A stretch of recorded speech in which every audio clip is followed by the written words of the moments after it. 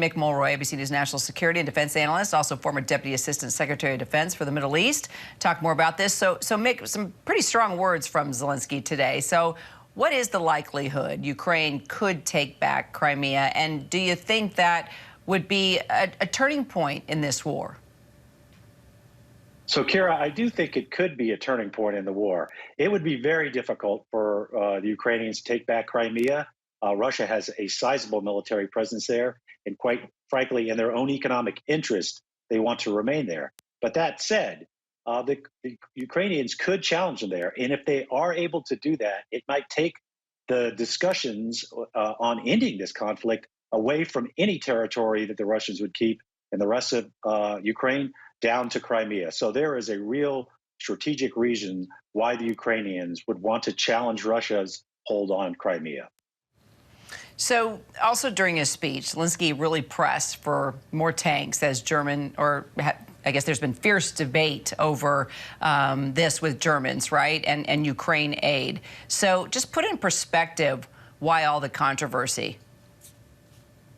So the United States and NATO, Kara, have been very cautious when it comes to introducing advanced weapon systems into this conflict because they don't want this to turn into a war between Russia and NATO, obviously. But incrementally, we've put on more advanced weapon systems into the battlefield. We saw the Bradley is now being sent with this new package. We're seeing the Stryker, which is an excellent infantry vehicle. I think the next stage will really be these main battle tanks, which could be very significant in the east of the country, whether it's the Leopard 2 from the Germans, the Challenger 2 from the UK, or the M1 Abrams from the United States. The Ukrainians could really use these, and in numbers that's sufficient to make a difference. And I would estimate that at least around 500 total main battle tanks could really have an effect on the eastern battlefield in Ukraine. So let's talk about just the assets being used as Zelenskyy, vows to still regain Crimea. The training has begun for about 90 to 100 Ukrainian soldiers on the use of the Patriot air defense system in Oklahoma. We've been talking about this. When could this military equipment actually be used on the battlefield? How long does that training take? And obviously time is everything. So it's around 3 months to train a soldier on the use of the Patriot system. It is the most advanced and most effective, therefore the most technologically challenging, which is a good thing. It's my understanding that they're actually going to use the battery, one of the schoolhouses in Fort Sill battery. That's the one that's actually going to Ukraine. I would hope that we can do everything we can to increase the manufacturing of these weapon systems, because it's going to take a lot more than a battery to sufficiently guard the critical infrastructure in Ukraine from Russian attacks. But this is a great first step. It's going to be easier to train the Ukrainians once the first batch is through and they actually have them integrated onto the battlefield. Meanwhile, lots of death and destruction we've been talking about this past week across Ukraine. We've got the helicopter crash just outside of Kyiv. That came 4 days after the Russian missile struck that apartment building in Ukraine's southeastern city of Dnipro. We still don't know what caused the helicopter crash. So how do you foresee Putin intensifying his attacks on Ukraine in the coming days and weeks? Especially, I mean, he has to know that there's these new systems coming in and that, we're training Ukrainians to use them.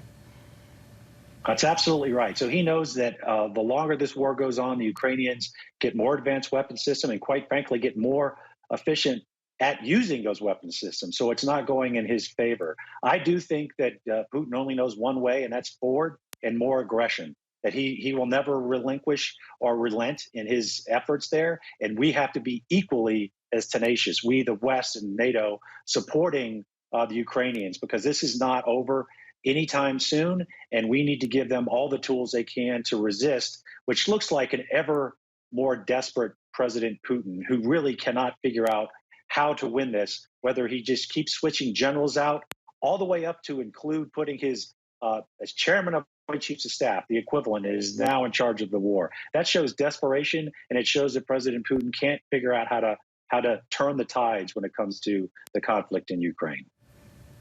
Mick, we're also learning that the U.S. has been monitoring this Russian vessel near Hawaii over the last few weeks. Coast Guard officials say they believe it may be an intelligence-gathering ship.